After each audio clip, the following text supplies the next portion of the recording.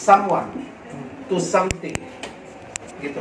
Kita selalu mempersembahkan hidup kita. Kita selalu punya naluri untuk mempersembahkan hidup kita kepada sesuatu atau seseorang. Selalu ada begitu. Ada naluri untuk selalu menundukkan diri. Ada sebuah pengetahuan dasar dalam semua manusia bahwa kita ini harus menaklukkan diri pada sesuatu yang lebih besar dari kita. Jadi sebenarnya manusia itu pada dasarnya menyadari bahwa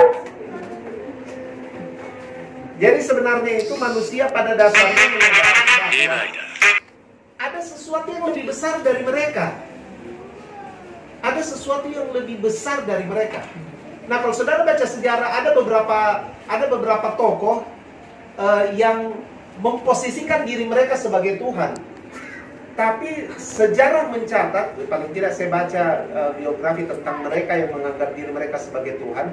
Mereka akhirnya juga ada sebuah pergolakan dalam hati mereka yang merasa bahwa ada sesuatu yang lebih besar dari saya ini, gitu. Padahal mereka sudah menganggap bahwa mereka ini adalah Tuhan. Kaisar-kaisar Romawi, beberapa diantaranya itu menganggap diri mereka adalah Tuhan. Jadi sebenarnya manusia itu, walaupun keinginan manusia untuk kontrol, untuk controlling, untuk mengendalikan sesuatu itu sangat besar, tapi sebenarnya di bawah alam sadar manusia itu mereka sadar sekali bahwa mereka butuh untuk submit, untuk menundukkan diri pada sesuatu yang mereka juga yakin ada sesuatu yang jauh lebih besar daripada saya. Itu ada pada diri manusia. Itu ada pada diri manusia. Coba saya tanya, kenapa saudara cari sahabat? Kenapa saudara cari sahabat? Kenapa saudara bangga sekali kalau punya sahabat sejati? Kenapa anak-anak muda pengen pacaran? Itu kan sederhana, karena kita want to devote ourselves to someone. Kita mau begitu mengabdikan diri pada apa? Pada seseorang. Itu mau gitu. Makanya kan biar dalam hubungan itu kita tidak jadi diri sendiri, tidak apa-apa. Yang penting kita mengabdikan diri pada seseorang. Jadi misalnya kalau orang tua di rumah marah, jangan keluar, tiap orang mau keluar gitu. Dede, saya sekali keluar. Tiba-tiba pacarnya telepon, pacarnya saya lagi malas keluar ini, jangan kita keluar. Iya, apa sih? Nah, gitu. Jadi langsung otoritas berpindah begitu. Orang tua selesai. Nah, ya orang tua ya, ini kabar yang kita harus urut dada sama-sama begitu. Karena begitu 17 tahun ke atas itu otoritas pindah, Pak. Otoritas pindah. Pindah ke teman, pindah ke orang yang dia cintai, itu pindah itu tanpa sadar. Mereka masih dengar sih kita, cuma ada nih yang jangan dibilang pacaran, teman. Saya bisa saja itu nasihati Nadine begitu toh. Tapi dia bisa bilang juga, tidak begitu Pak. Dia ngomongnya, tapi ada begini ya. Kemudian saya telusuri, oh dia tahu dari temannya. Kan begitu. Jadi ada itu kita punya. Tidak salah. Wah, alamiah itu. Alamiah. Tapi itu cuma menunjukkan sama kita bahwa kita itu mau kita itu mau mengabdikan diri kita pada seseorang.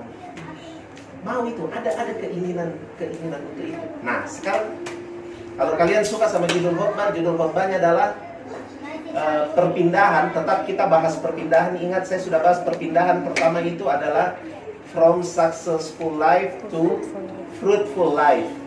Jadi dari hidup yang sukses kepada hidup yang berbuah. Itu perpindahan pertama. Jadi ingat, bottom line-nya ya, dasarnya itu adalah ini. Kita sudah pindah dari gelap kepada terang yang ajaib. 1 Petrus 2 ayat yang ke-9. 1 Petrus 2 ayat yang ke-9 itu kasih tahu kepada kita bahwa kita itu sudah pindah zona. Jadi kita itu dari gelap itu pindah pada terang yang bukan saja hanya terang, tapi dia terang yang ajaib.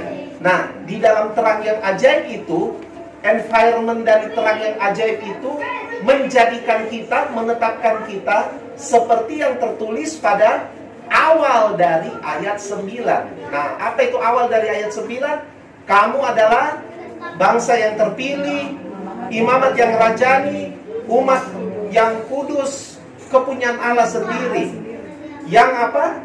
Yang didestinikan untuk memberitakan apa?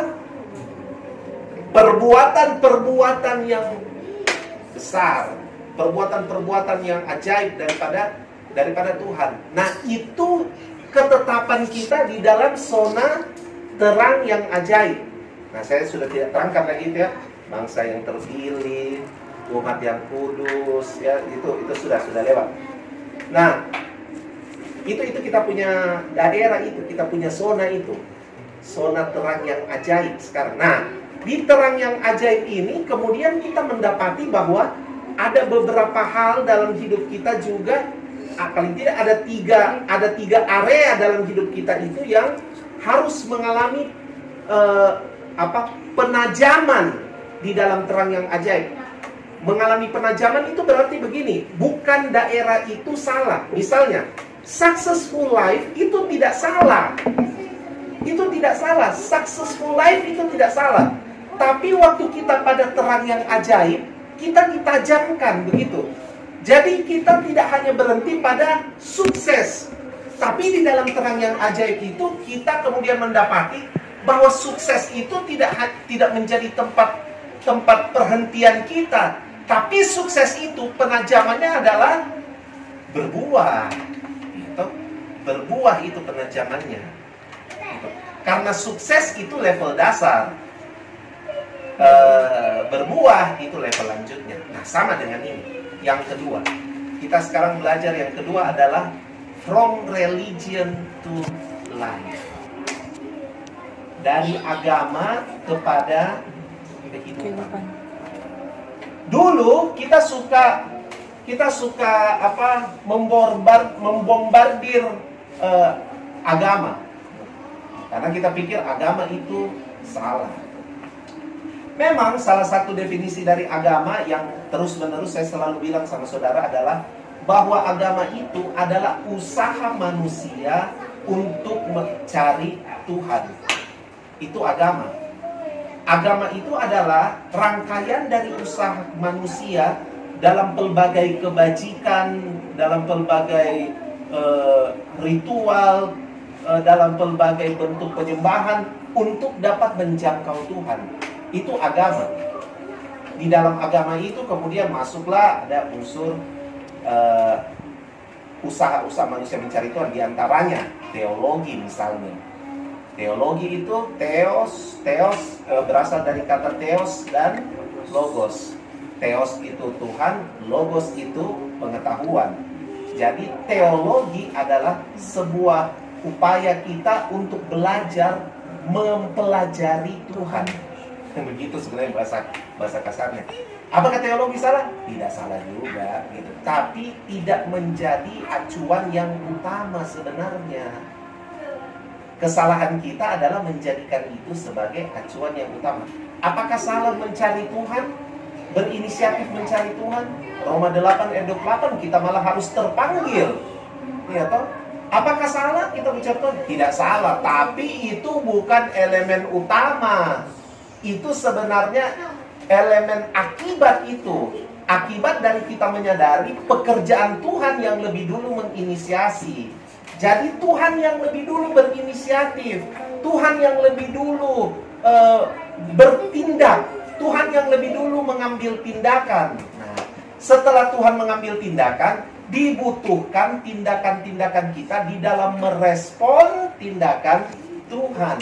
Jadi sampai di situ agama ya tidak salah.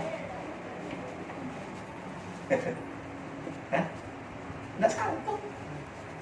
Saya sebenarnya sedang menyambung apa yang Mike sampaikan. Tapi agama, kesalahan kita adalah kita menaruh agama pada tahta tertinggi. Agama bukan itu. Agama itu kedua, setelah kita tahu dan sadar dan mengalami inisiatif Tuhan dalam hidup kita, maka agama itu adalah respon kita terhadap inisiatif Tuhan.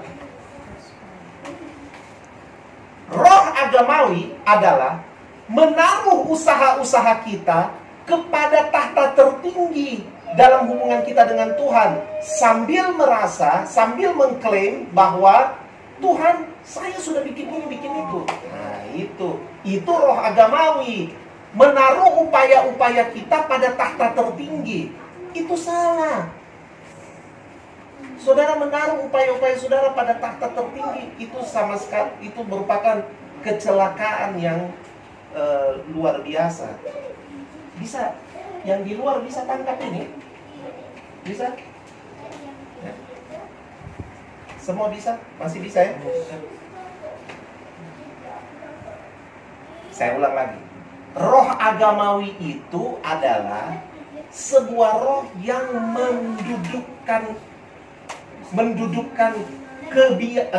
mendudukkan inisiatif kita, upaya-upaya kita, usaha-usaha kita pada tahta tertinggi, mengedepankan itu di hadapan Tuhan seolah-olah itulah yang paling utama. Padahal yang paling utama adalah inisiatif dari Tuhan. Karena kita, bukan kamu yang memilih aku, tapi aku yang memilih kamu. Itu yang Yesus bilang kan? Bukan kamu yang memilih aku. Kita tidak pernah memilih Tuhan sebelum Tuhan memilih kita. Saya ulang. Kita tidak pernah memilih Tuhan sebelum Tuhan memilih kita. Kemampuan kita memilih Tuhan dan jalan-jalannya itu terjadi setelah Tuhan memilih saya dan saudara. Jadi kalau saudara saat ini memilih jadi Kristen, saudara dipilih Tuhan. Iya, itu bukan tindakan agama itu, bukan tindakan agama. Sama sekali tidak. Saya selalu ulang kata-katanya Tante Luna ini mendarat bagus di saya punya otak. Tante Luna bilang, orang yang memutuskan percaya kepada Yesus, sesungguhnya mereka adalah orang yang memiliki kecerdasan spiritual. Karena untuk beriman kepada Yesus diperlukan kecerdasan. Ingat, bukan kepintaran, tapi kecerdasan. Karena bagaimana kamu memutuskan sesuatu berkenaan dengan pilihan Tuhan yang sudah ditetapkan dalam hidupmu. Wah, itu waktu kamu memutuskan sesuatu bersentuhan dengan pilihan Tuhan, itu cerdas. Jadi cerdas itu adalah waktu kamu memutuskan sesuatu bersentuhan dengan ketetapan ilahi. Kurang baca Alkitab, nah ini akibatnya akan semakin kecil kemungkinan untuk bersentuhan dengan ketetapan-ketetapan ilahi. Jadi secara tidak langsung, kurang merenungkan firman Tuhan telah membuat Anda kurang cerdas. Anda bisa pintar, tapi kurang cerdas. Karena kecerdasan spiritual itu tidak berbanding lurus dengan kepintaran secara intelijensia, tidak. Intelektual. Tapi dia itu, kecerdasan spiritual itu tidak sama. Apakah berarti kepintaran secara intelektual tidak penting? Penting. Tapi pintar secara intelektual tidak membuat Anda otomatis cerdas secara spiritual. Ingat, saya tidak bilang pintar secara spiritual. Karena dalam spiritualitas tidak ada pintar. Spiritualitas itu cuma mengenal cerdas. Oh, cerdas itu apa? Cerdas itu, kata Alkitabnya adalah hikmat. Iya, cerdas itu kata Alkitabnya adalah hikmat. Dan kita tahu hikmat itu siapa? Hikmat itu adalah pribadi Yesus. Nah, saya sudah tidak usah bukanya, selalu saya kasih tahu sama saudara. Cerdas itu berarti pribadi Tuhan. Jadi memang cerdas tidak ada hubungan. Menjadi pintar secara intelektual tidak kemudian berakibat langsung kepada kecerdasan spiritual. Karena kecerdasan spiritual itu adalah bagaimana pribadi Tuhan tersentuh dalam setiap pilihan-pilihan kehidupan kita. Jadi again, agama salah? Tidak. Roh agamawi yang salah. Karena roh agamawi berarti mendudukkan upaya-upaya kita di tempat tertinggi sebagai yang paling utama. Saudara harus pindah itu, harus pindah. Nah, perpindahan kita itu di situ. Kita harus menggeser upaya-upaya kita itu di tempat kedua, ketiga, keempat. Lalu kemudian menggantinya dengan sebuah kesadaran bahwa Tuhanlah yang melakukan ini. Saya tidak tahu, tapi tiba-tiba kemudian saya teringat apa yang saya pernah tulis 12 tahun lalu di media sosial. Kemudian saya tulis lagi. Kemarin saya posting di Instagram. Saya bilang begini, seharusnya tidak ada yang dapat menggagalkan kehendak Tuhan dalam hidup kita. Tidak ada. Tidak ada. Nah, hari ini saya tulis di story saya tulis begini. Orang lain bisa saja berusaha kurang lebih ya. Nanti kalian baca sendiri story-nya itu tulisan apa. Tapi saya tulis begini.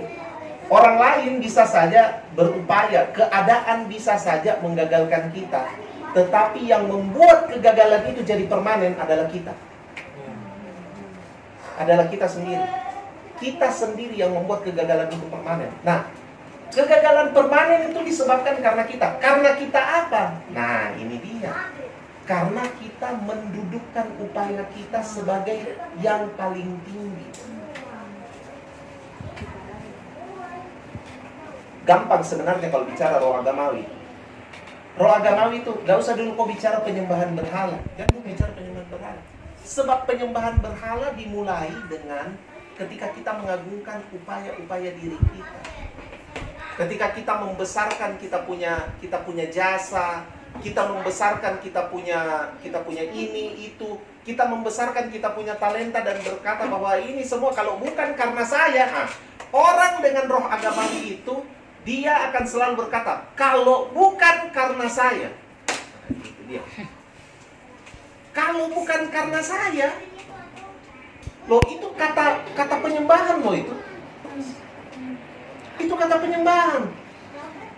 Coba, kalau kau bilang sama anakmu, kalau bukan karena saya yang kerja ini, itu kata penyembahan itu.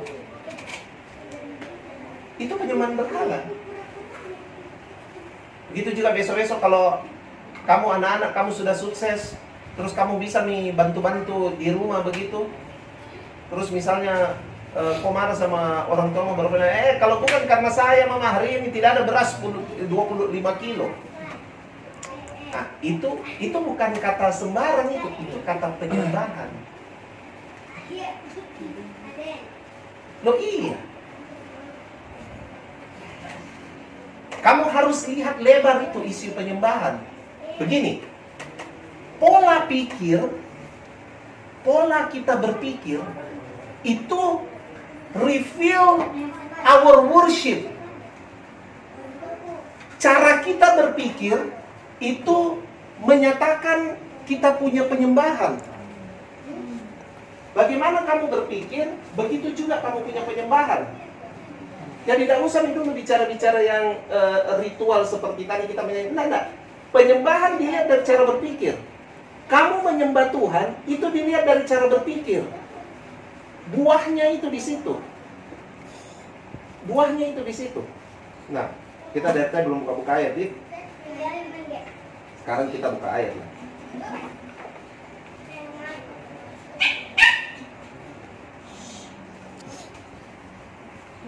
Mari kita buka dulu Perjanjian Lama mau dulu. Amos 5 ayat 21 sampai 24. Amos 5 ayat 21 sampai 24. Baca dulu lalu.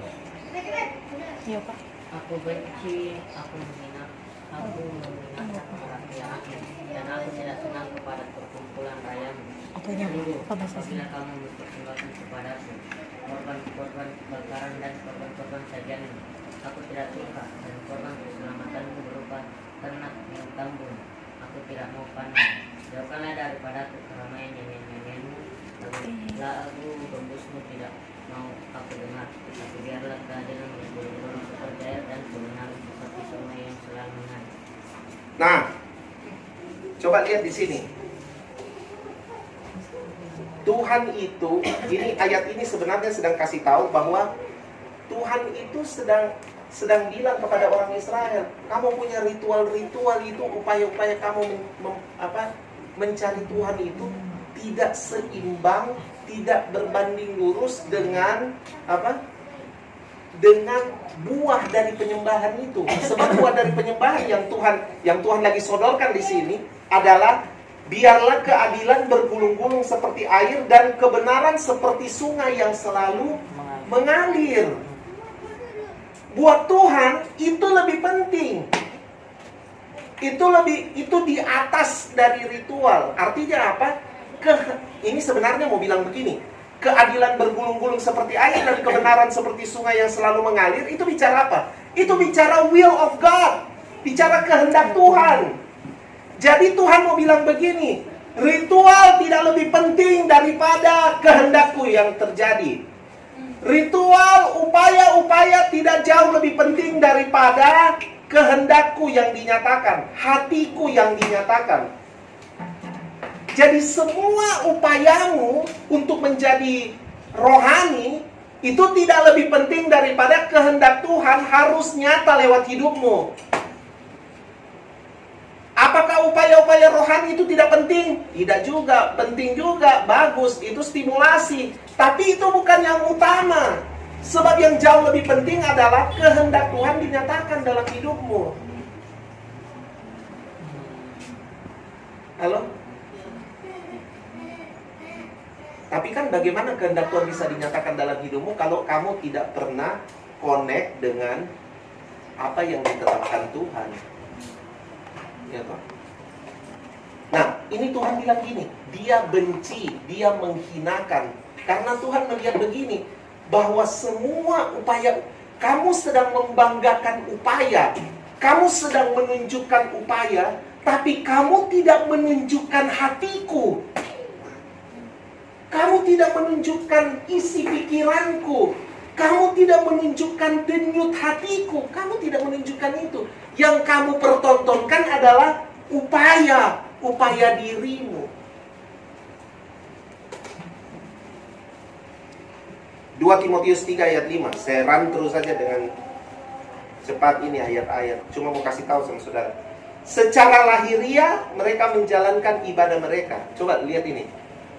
Secara lahiriah mereka menjalankan ibadah. Secara begini ibadah jalan. Tetapi pada hakikatnya mereka memungkiri kekuatannya. 2 Timotius 3 ayat 5. 2 Timotius 3 ayat 5. Secara lahiriah kita lakukan ibadah, tetapi dalam hidup sehari-hari kita memungkiri kuasanya, kita memungkiri kekuatannya. Ayat 5. Halo? Ayat 5. Kamu menjalankan ibadah tapi kamu memungkiri kuasanya. Apa itu memungkiri kuasanya? Ya waktu kamu meragukan firman Tuhan lah. Waktu kamu meragukan firman Tuhan. Kayaknya kampungan sekali itu kalau kita pacaran baru tidak grepe-grepe kayaknya. Kayaknya tidak bagus juga kalau kita tidak lihat-lihat yang pokoknya kita harus sama lah, kayak nanti dilihat kita tidak normal begitu. Tidak mungkin lah kita bisa bertahan. Semua di dalam bisnis itu kita memang harus lakukan yang seperti begini. Tidak bisa kita memungkiri kekuatan ibadahnya kita. Saya ingat dulu ada orang yang di gereja lamanya kita, saya dengan Obe toh. Jadi satu kali ada bapak-bapak, ada seorang pengusaha begitu di gereja tersebut. Jadi pengusaha ini ya kalau dibilang citranya di gereja itu dia orang yang mengasihi Tuhan lah. Pokoknya aktif lah di gereja macam-macam. Terus satu kali dia punya sopir, itu cerita, saya tidak pernah lupa itu cerita sama Obe. Terus ceritanya sama Obe itu begini. Saya lihat itu bapak dia. Kalau di gereja, kayaknya anu sekali nih. Soalnya bilang, oh iya memang begitu. Iya.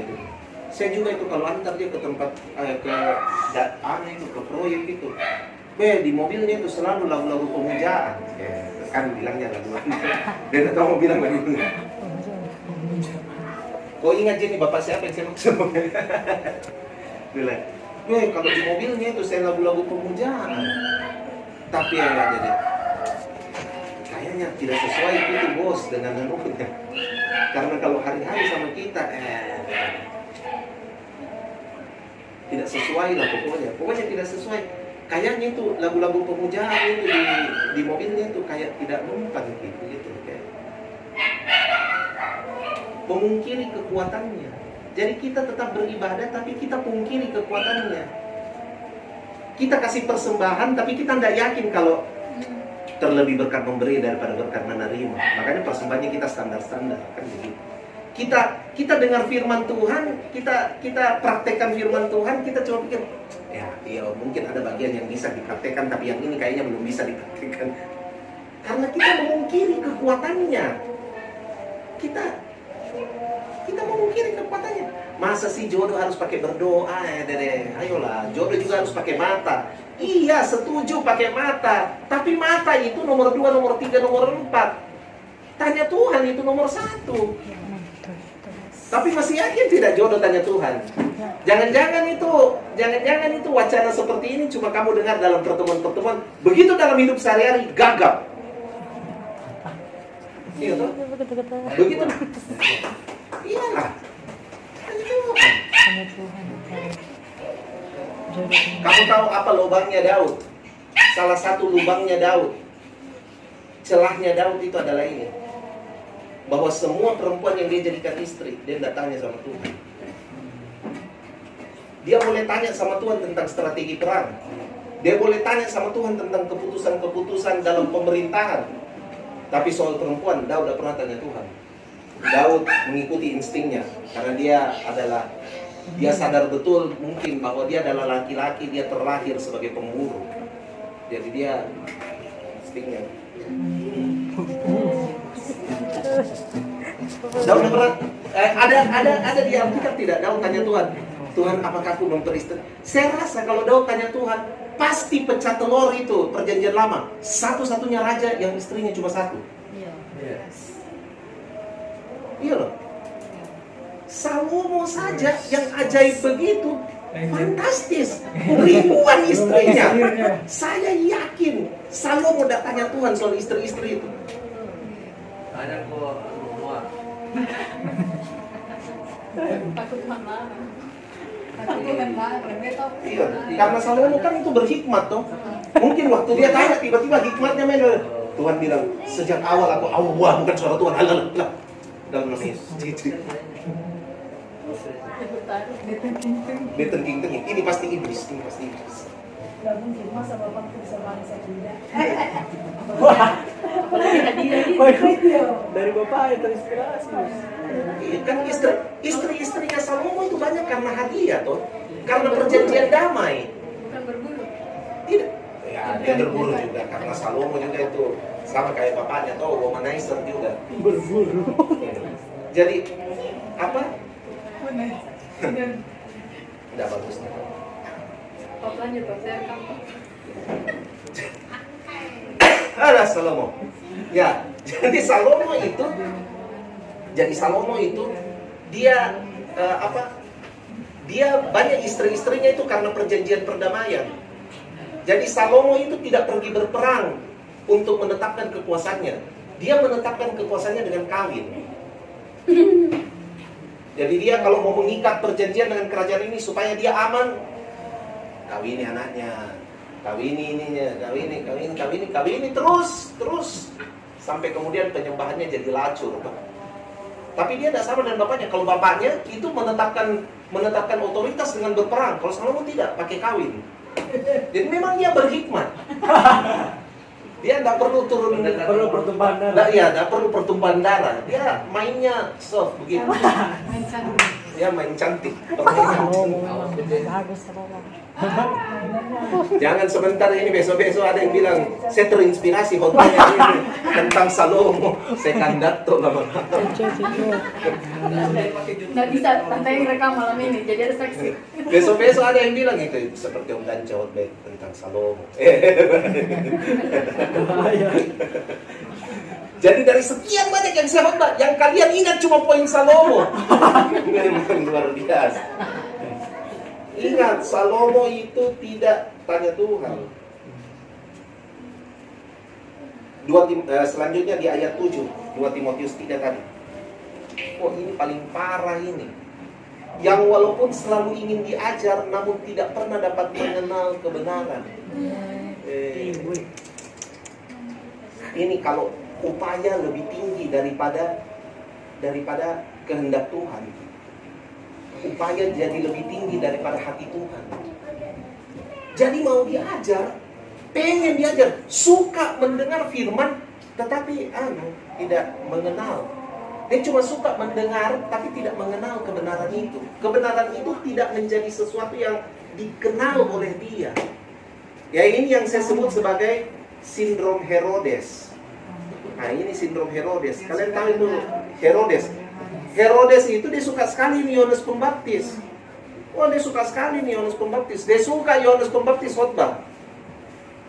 Dia cuma suka Yohanes Pembaptis khotbah, cuma suka khotbahnya. Tapi untuk melakukan isi khotbahnya itu untuk menghidupi kayaknya jauh dari Herodes. Banyak orang Kristen itu sindrom Herodes. Jadi cuma suka dengar, suka mau diajar, tapi tidak mengenal kebenaran.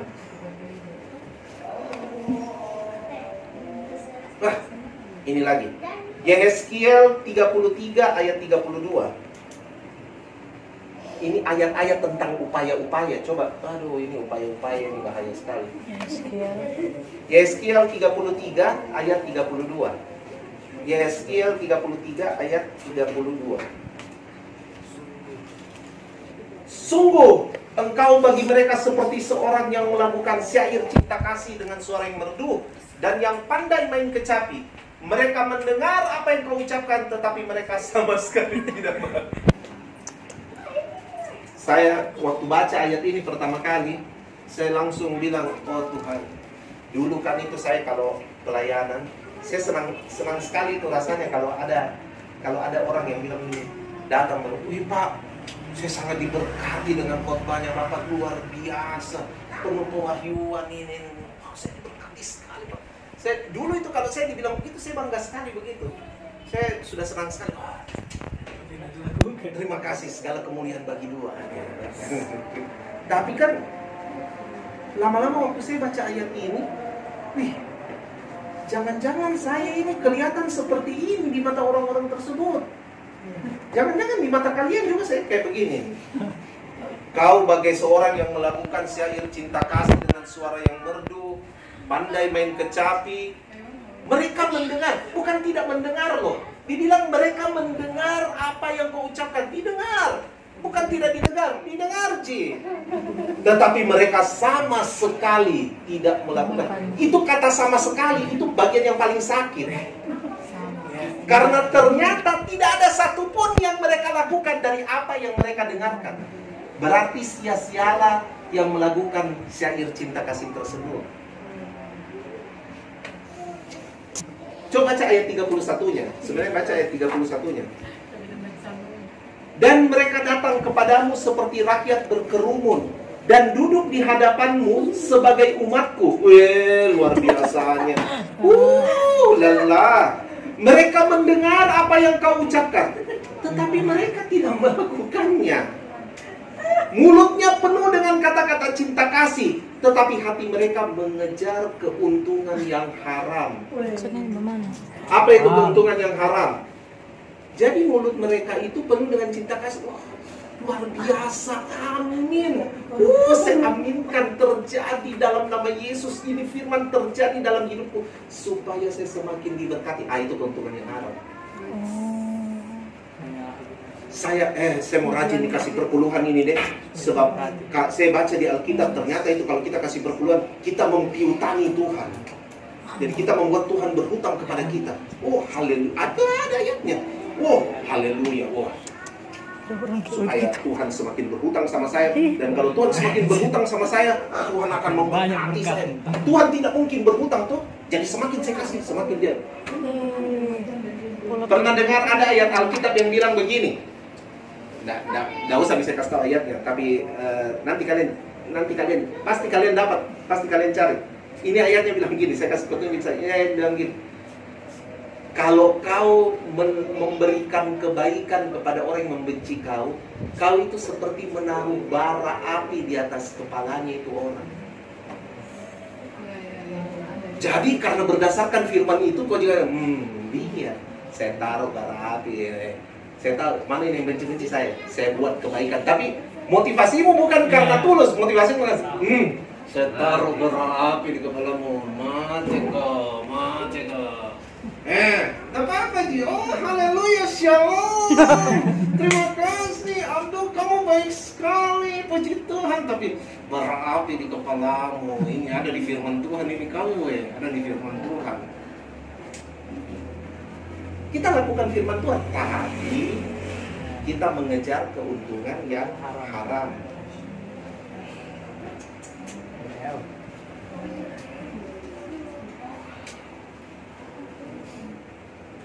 Itu kalau kita membanggakan upaya, itu roh agamawi.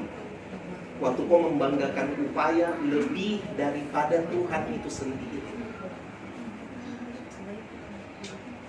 Nah, ini yang paling jelek. Waktu kau membanggakan upayamu, kau membiarkan hidupmu itu dikuasai oleh hal-hal yang begini. Kalian pernah tahu tidak? Ada dosa di luar tubuh, ada dosa di dalam tubuh. Nah, dosa di dalam tubuh itu yang paling berbahaya. Nah, bayangkan ini. Semua tadi yang kita bahas ayat-ayatnya itu kalau kamu lanjutkan, kamu mengagungkan kamu punya upaya, kamu mengikatkan dirimu dengan apa yang disebut penyembahan berhala. Penyembahan berhala itu bukan kamu menyembah patung, enggak. Penyembahan berhala itu begini. Kamu mulai berorientasi pada dirimu sendiri.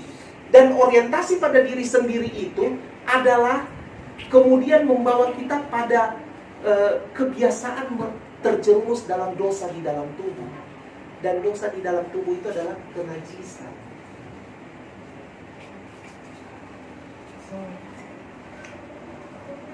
Percabulan tuh dosa dalam tubuh. Dosa dalam tubuh itu percabulan. Paulus bilang semua dosa itu yang lahir itu yang lain, semua dosa itu di luar tubuh. Tapi dosa percabulan itu dosa di dalam tubuh. Bayangkan itu dosa percabulan itulah puncak dari semua kebiasaan-kebiasaan yang kita taruh, yang tadi saya sudah terangkan sama kalian. Itu kuat begitu luar biasa karena kemudian disitulah kita menjadi penyembah berhala. Karena orientasi kita berubah. Orientasi kita berubah. Pasangan suami istri yang bercerai cuma karena masalah ini, saya mau bilang itu perceraian yang didasari karena penyembahan berhala. Kolose 3 ayat 5. Kolose 3 ayat 5. Karena itu matikanlah dalam dirimu segala sesuatu yang duniawi. Coba kau lihat itu. Ini yang duniawi ini semua. Yang pertama disebut yang duniawi apa? Percabulan. Percabulan. Begitu kau membanggakan upaya-upayamu, kamu sebenarnya sedang membuka dirimu untuk diikat pada self-center itu. Dan self-center yang paling utama itu percabulan. Menjadi cabul. Cabul itu sebenarnya self-center. Waktu kamu self-center, kamu cabul sebenarnya. Kenapa Esau dibilang cabul? Esau kan dibilang cabul. Edom itu dibilang dia itu punya nafsu yang saya tidak sempat bukanya. Esau itu dibilang dia cabul dan punya nafsu yang rendah. Tapi kalau kita buka-buka ini, Esau tidak ada jadi bikin dosa-dosa yang mengindikasi pada percabulan.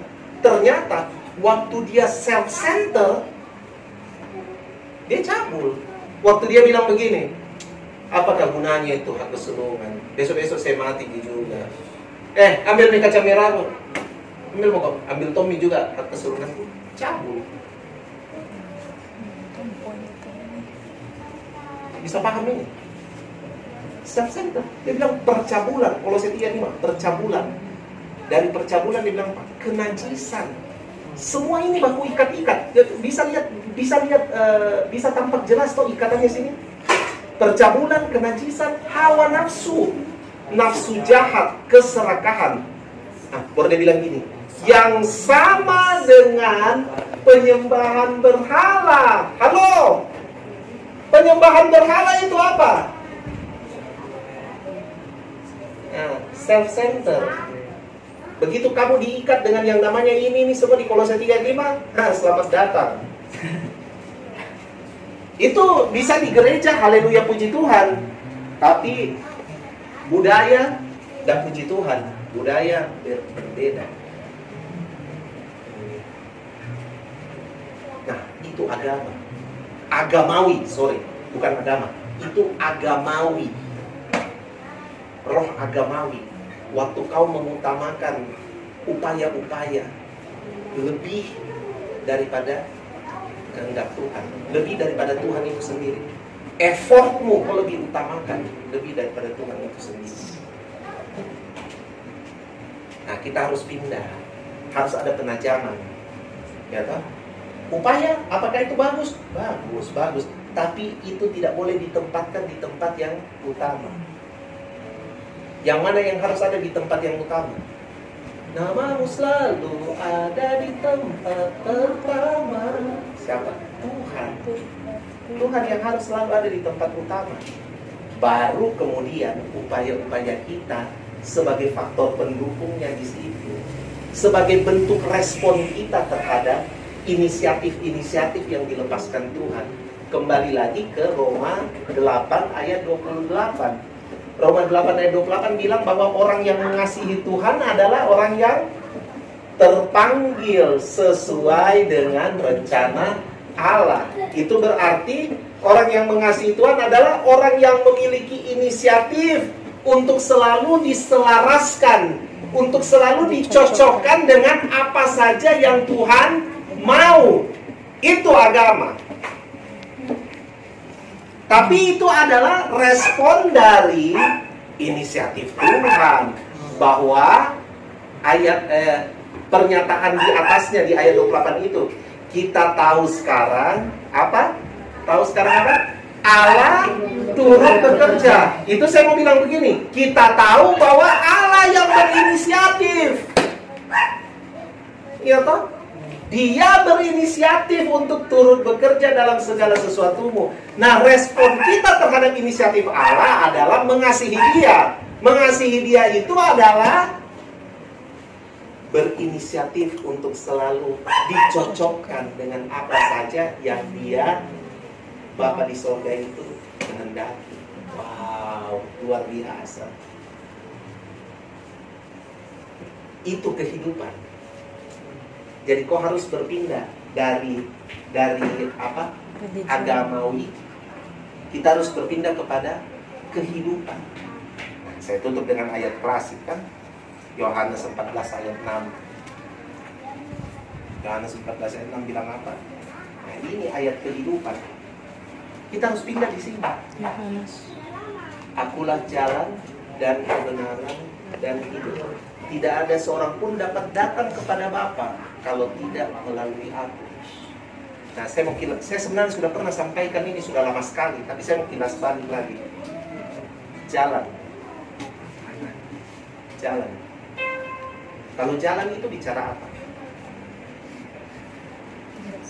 Yang pertama, jalan itu bicara penghubung.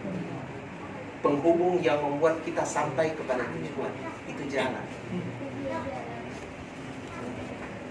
Jadi waktu Yesus bilang dia jalan, dia bilang cuma lewat dia orang dapat sampai pada tujuan. Dan tujuannya itu adalah ya Dia. Yesus selalu menjadi pusat kehidupan kan. Tapi untuk sampai kepada Dia juga dia juga menginisiasi dirinya untuk menjadi jalan. Wih, betapa luar biasanya itu hidup kekristenan. Itu environment terang yang ajaib itu. Makanya dibilang terang yang ajaib. Karena di terang yang ajaib itu, tempat pribadi yang kamu tuju itu, dia juga yang akan menolongmu untuk sampai pada dirinya. Dia temani kok. Dia temani. Masih ingat tidak saya khotbah itu waktu Petrus disuruh tangkap ikan? Tuhan Yesus pinjam perahunya, baru habis itu dia habis gagal tangkap ikan semalam-malaman, baru Tuhan Yesus bilang, ayo kita pergi tangkap ikan, pergi ke tempat yang dalam. Petrus berusaha terangkan sama Tuhan. Dia memberikan hipotesa bahwa guru, tangkap ikan itu malam. Gitu. Sebenarnya Petrus itu sedang menawarkan hipotesa. Sebenarnya dia bilang, ini sebenarnya hipotesisnya itu kalau orang tangkap ikan, tidak ada orang tangkap ikan begini. Makanya dia bilang, telah semalam-malaman, dia kayaknya mau menekan, telah semalam-malaman. Jadi istilahnya bilang, kau harus tahu bahwa tangkap ikan itu malam, bukan jam-jam begini. Jadi dia tekan, telah semalam-malaman. Yesus juga tahu kan, kok baru datang. Tapi dia kayaknya pikir, ini orang cuma tahu-tahu tentang agama mungkin deh.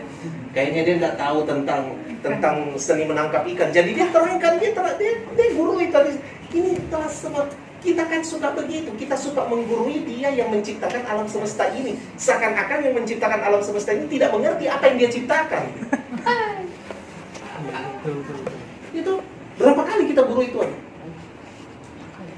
Kalau kita putus, kok tidak tahu Tuhan, saya itu sudah cocok sekali dengan dia. Tuhan bilang, ya ilah, saya yang taruh itu DNA-nya itu dia, saya yang ngerajut dia, saya yang tahu dia itu cocok sama kau atau tidak. Dia cocok, tapi kita kan bilang, kok tidak mengerti si hatiku. Ya ilah, mempunyai isi dalam-dalam.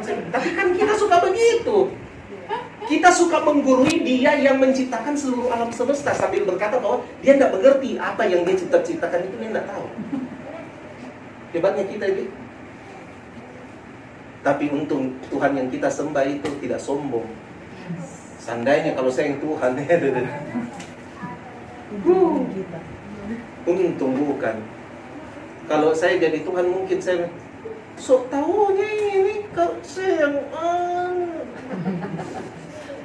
banyak sekali mulunya, banyak sekali yang mulunya. Tapi kan untung bukan kita. Untung Tuhan kodong itu. Kadang-kadang juga saya kalau merenung-merenung tuh, kadang-kadang saya merenung, saya pikir-pikir Tuhan juga itu mungkin kalau lihat kita kadang-kadang dia, ya saya suka itu gayanya Om Mike kalau kalau kayak habis akal begitu. Om Mike kan kalau kayak bagaimana gitu kan. Mungkin Tuhan juga kalau lihat kita tidak bicara gitu tapi resot tadi misalnya tapi kodong saya sayang sekali tapi jalan dia hubungkan tapi jalan juga itu bicara apa? Nah, saya tidak pernah lupa itu Tuhan bicara sama saya dalam perjalanan dari Surabaya ke Jogja. Naik bus, saya selalu ceritain. Papa, kau punya orang tua mungkin sudah bosan dengar itu. Jadi saya naik bus dari Surabaya ke Jogja. Sementara saya naik bus, tiba-tiba Roh Kudus bicara sama saya. Roh Kudus bilang begini, dan coba kau lihat itu di jalan. Saya bilang, adanya kerjanya, tapi saya lihat. Terus Roh Kudus tanya sama saya, apa yang kau lihat? Saya bilang, saya lihat jalan. Terus Roh Kudus tanya sama saya lagi begini, oke, kau lihat jalan. Menurut kau, jalan itu apa? Saya itu jawab sekenanya, betul. Saya itu jawab sekenanya. Saya cuma bilang begini, jalan itu dia selalu tersedia. Jadi dia tidak bakal pindah tempat sesuka hati. Dia akan tetap ada di situ. Jadi dia available. Dia selalu tersedia. Langsung tiba-tiba Roh Kudus bicara gini sama saya, tepat anakku, karena saya selalu tersedia buat kamu. Itu perjalanan 8 jam ke Jogja itu kayak tidak terasa. Karena saya menangis terus nih di sisa perjalanan. Saya menangis terus nih di sisa perjalanan. Tepat anakku, karena saya selalu tersedia untuk kamu. Jalan itu apa? Tersedia. Jalan. Kebenaran, kalau kita bicara kebenaran itu apa? Kebenaran itu bicara ketetapan. Ketetapan. Tidak dapat dirubah, tidak dapat diganti, tidak dapat dikurangi, tidak dapat ditambah-tambah. Kebenaran. Akulah jalan dan sesuatu yang tetap dan pasti. Kebenaran itu bicara sesuatu yang pasti. Jadi waktu kamu pindah dari agama kepada life, itu kamu berpindah dari sesuatu yang tidak pasti. Upaya-upayamu itu semua serba tidak pasti. Makanya jangan dinomorsatukan. Yang dinomorsatukan itu adalah yang pasti. Kamu berpindah kepada yang pasti. Ini, kebenaran ini. Dia yang pasti. Makanya saya suka itu Petrus. Dia lagi guru-guru itu. Semalam-malaman kasihan ini kita sudah tangkap ikan. Begini, dia sudah bicara banyak hal. Tapi dia bilang begini. Tapi karena kau yang bilang, saya pilih. Wah. Dia memang keras, tapi dia bilang gini, tapi karena kau yang bilang, saya terpilih. Jadi istilahnya begini, Petrus dalam ketidaktahuannya, dalam ketidakyakinannya tentang siapa ini orang, tapi dia menyentuhkan dirinya dengan ketetapan itu, ketetapan kebenaran itu. Kalau kau yang suruh, saya pergi. Itu ketetapan kebenaran. Begitu dia bersentuhan di situ, mujizat hasilnya. Kebenaran itu ketetapan. Ingat kok, setiap kali kau baca Alkitab, merenungkan Alkitab, kau sedang makan sesuatu yang tetap, yang dunia tidak dapat membatalkan. Ingat itu hukum-hukum rohani, Galatia, coba itu, buah-buah roh. Jangan itu buah-buah roh. Saya mau kamu lihat ayat setelah itu, buah-buah roh itu. Hukum yang menentang. Nah, lebih bagus dibaca. Galatia berapa? Galatia 5 ayat 22 sampai. Coba baca Rina. Tapi buah roh ialah kasih, sukacita, damai sejahtera, kesabaran, kemurahan, kebaikan, kesetiaan, kelemah lembutan, penguasaan diri. Tidak ada hukum yang menentang itu. Tidak ada. Hukum. Bayangkan itu. Kebenaran itu tidak dapat ditentang oleh hukum manapun. Hukum Darwin pernah coba itu, teori Darwin pernah coba itu, hukum-hukum lain yang apa semua pernah coba, tapi gagal semua. Semua berakhir dengan gagal total. Karena apa? Karena kebenaran memang tidak dapat ditentang.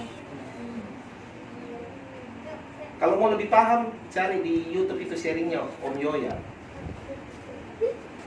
Waktu Om Yoya sharing sama kita. Baru yang ketiga apa? Jalan kebenaran dan hidup.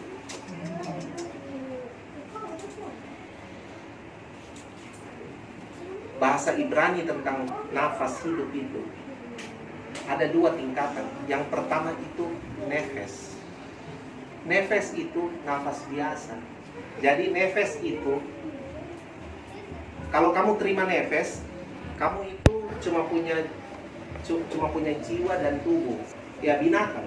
Binatang itu dihembuskan nefes. Tapi bahasa kedua itu dengan nesama. Nesama itu begini. Kehidupannya Allah. Jadi itu bukan cuma nafas, tapi kehidupannya Allah dilepaskan. Adam dan Hawa itu dapat itu. Kehidupannya Allah. Nesama. Dia dapat kehidupannya Allah. Tidak main-main. Makanya Adam punya tingkat intelektual juga luar biasa. Coba pikir, dia menamakan semua binatang dan Tuhan tidak merubah apa yang diputuskan Adam. Berarti yang diputuskan Adam itu buat Tuhan brilian. Kan Adam menamakan semua binatang dan Tuhan sama sekali tidak bilang interupsi Adam, kayaknya ini tidak cocok. Itu kok kasih nama camel itu kurang. Ini coba, masa kau tidak pernah pikir sih ini bentuk-bentuknya? Tidak, Tuhan tidak protes loh. Semua yang Adam kasih nama Tuhan tidak rubah. Tuhan Oh, Tuhan malah bilang begini, maka Tuhan melihat semuanya itu baik. Orang kalau punya nesama, dia itu cocok dengan Tuhan. Orang yang punya nesama itu, Tuhan bersetuju dengan dia. Tuhan bilang begini, apa yang dia buat, saya lihat baik. Wih, Tuhan sudah tidak interupsi, nesama bekerja. Turunkan api dari sorga, bantai nabi-nabi Baal, mengubah wajah penyembahan satu bangsa. Jadi wajah penyembahan satu bangsa itu berubah. Tadinya penyembahan satu bangsa Israel itu adalah kepada Baal, tapi kemudian dalam satu hari Elia rubah itu, dia dipakai oleh Tuhan. Wajah penyembahan satu bangsa berubah total karena Elia dipakai oleh Tuhan menurunkan api dari langit, menyatakan kehadiran Tuhan dengan begitu nyata. Tapi lihat ya, makanya saya bilang pindah memang. Elia itu cuma kena distraction yang kecil. Nah, mari saya beritahu kenyataan tentang distraction. Distraction itu tidak membutuhkan waktu lama untuk membuat kamu berpindah tempat. Pengalihan itu tidak membutuhkan waktu lama. Kamu teralih itu tidak membutuhkan waktu berminggu-minggu, berbulan-bulan, enggak. Kamu bisa teralih hanya dalam hitungan, let's say 15 menit, 10 menit. Tapi 10 menit itu bisa bikin kamu for good. Pindah tempat memang pindah rumah, memang berpindah. Seperti Elia. Nah, Elia ini, dia lagi dalam keadaan tiba-tiba dia dengar apa perkataan Isabel. Isabel bilang begini, dia akan saya bikin sama persis seperti apa yang dia buat kepada salah satu dari Nabi Baal itu. Bayangkan, Isabel punya kata-kata itu masuk pada Elia. Dan dia terdistract. Terjadi pengalihan, terjadi distraction. Dia terdistract. Nah, kalau cuma terdistract dan tiba-tiba sadar begini, ini masalahnya distraction-nya itu. Nah, ingat baik-baik. Semua serangan kuasa kegelapan, semua bentuk pengalihan, semua bentuk distraction dari kuasa kegelapan, itu selalu membuat kita kemudian lebih mengutamakan melihat diri kita daripada yang lain. Akan selalu seperti itu. Ingat, ini rumus tidak pernah berubah. Rumus pengalihan dari kuasa jahat ini tidak pernah berubah. Dia akan selalu distract kalian, tapi dia itu tujuannya langsung mengarah kepada kamu akan lebih fokus on you saja. Akan fokus on yourself. Self akan menjadi yang utama. Serangannya itu selalu pada self. Iblis itu tidak pernah langsung bilang sembah kau saya. Tidak, dia bilang dia itu selalu mengarah ke self. Ingat pencobanya sama Tuhan Yesus? Dia kan selalu self dulu. Makan kau nih roti, kau lapar tuh. Lompat mau ke beda nanti. Kau kan anak. Ada katanya malaikat katanya tatang kawin akan ini itu self. Tapi karena Yesus selalu menang dalam posisi self, akhirnya dia gemas tuh. Dia langsung bilang sembah kau saya. Nah, begitu ternyata dia bilang sembah dia. Nah, kalau iblis belum sampai begitu di kalian, cuma sampai di self, ya berarti orang itu cuma pencobaan 1-2. Oh iya, karena iblis belum sampai gemas. Kan kita selalu jatuh cuma di self. Ini Elia jatuhnya di self. Siapa ini Elia? Elia ini dia naik ke surga itu kayaknya orang semua sudah tahu bahwa dia memang sudah dijanji Tuhan bakal naik ke surga dengan cara begitu. Makanya waktu dia mau naik ke surga semua sudah bilang, Elisa, ya kenapa kamu ikut itu? Dia mau naik ke surga nih. Jadi Elia itu sudah tahu dia bakal dikasih begitu. Itu sudah perjanjiannya dengan Tuhan. Tapi sekalipun dia naik dengan cara begitu, dia sebenarnya berhenti. Tuhan bilang, kamu stop di sini. Kamu kayaknya sudah tidak cocok ke depan. Kenapa dia tidak cocok? Masalahnya adalah karena dia punya reaksi. Waktu dia dibawa ke Gunung Horeb, Tuhan nyatakan dirinya di Gunung Horeb. Dan Tuhan melontarkan 2 pertanyaan yang sama, Dan kemudian dijawab oleh Elia dengan dua jawaban yang juga sama. Tuhan berkata begini, apa kerjamu di sini, hai Elia? Elia punya jawaban apa? Elia bilang, saya berlelah-lelah bagi Tuhan. Saya bekerja, saya begini. Kemudian dia kunci dengan kata ini, cuma saya sendiri. Wah. Cuma saya. Kalau bukan karena saya. Kamu bisa mengerti nih jalan pikiran atau kenapa saya jarang sekali tuh selalu mau bilang, saya khotbah di sini. Saya ketakutan. Cuma saya sendiri. Bayangkan, dia bilang begitu 2 kali. Tuhan tanya sama dia. Tuhan balas lagi, Tuhan bilang ini. Dia apa kok kerja di sini? Ini saya berlelah-lelah. Jawabannya sama. Saya sudah berlelah-lelah.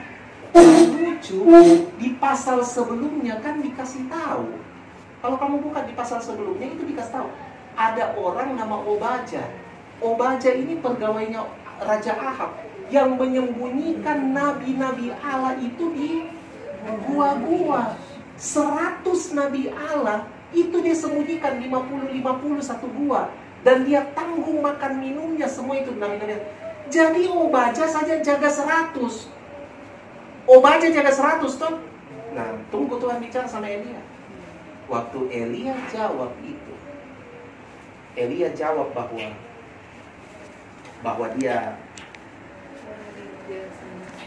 dia sendirian. Langsung muncul apa?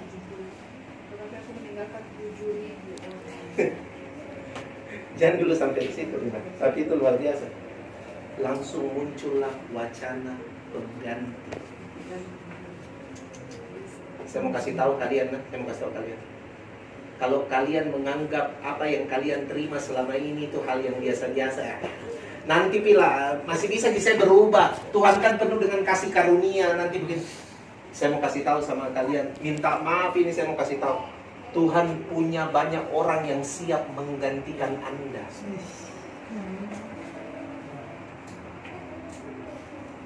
Elia memang naik di surga dengan cara yang luar biasa, tapi karena jawabannya itu muncullah wacana pengganti. Lalu Tuhan bilang, sekian instruksi Tuhan, salah satunya yang menyedihkan adalah ini. Kamu siapkan Elisa bin Safat menjadi penggantimu. Hal yang tidak pernah Tuhan bilang sebelumnya, Tuhan tidak pernah ungkit-ungkit sebelumnya. Tapi setelah 2 jawaban Elia itu, Tuhan bilang, you're not fit to the future.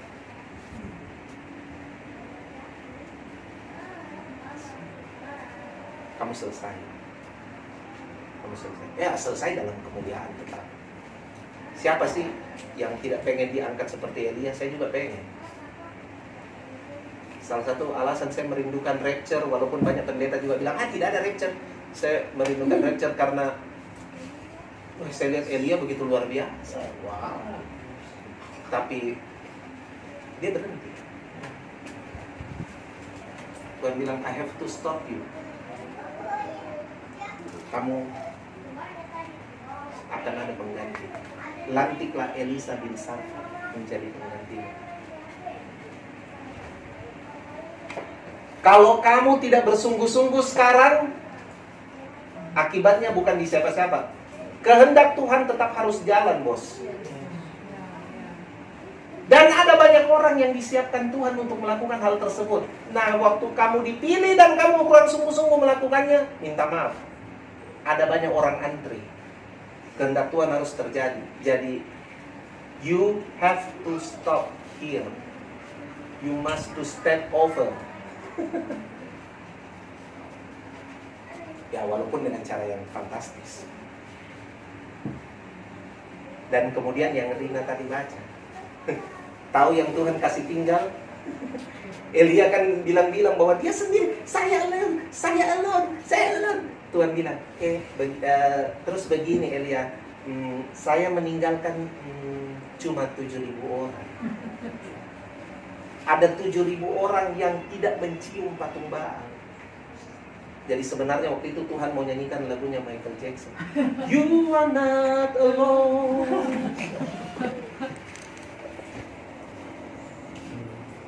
There's still 7,000. Masih ada 7,000. Masih ada 7,000. Terus kau rasa kau sendiri. Makanya begini saudara, jangan terlalu kasih nenek jasa. Itu upaya itu, terus kasih nenek jasa. Ih, kalau bukan saya yang khotbah begini loh, dia punya suasana. Berarti itu adalah hal yang paling sia-sia yang pernah dikerjakan oleh saya paling tidak.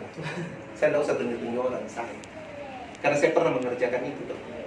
Jangan berhenti merasa berjasa, merasa paling ini, upaya-upaya itu bukannya jelek, tapi dia tidak boleh ada di tempat utama. Sebab yang di tempat pertama itu adalah namamu selalu ada di tempat pertama di hatiku. Dia yang harus segala kemuliaan bagi dia, bukan bagi dua. Ya? Kita selama ini kan segala kemuliaan bagi dua. Segala kemuliaan bagi dia, bukan bagi dua.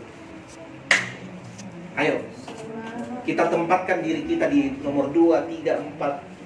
Tapi biar Tuhan yang pertama. Karena memang lebih bagus begitu, supaya kehendaknya jadi, dan kemudian kita bisa menikmati Tuhan begitu luar biasa lagi. Tuhan Yesus memberkati kita supaya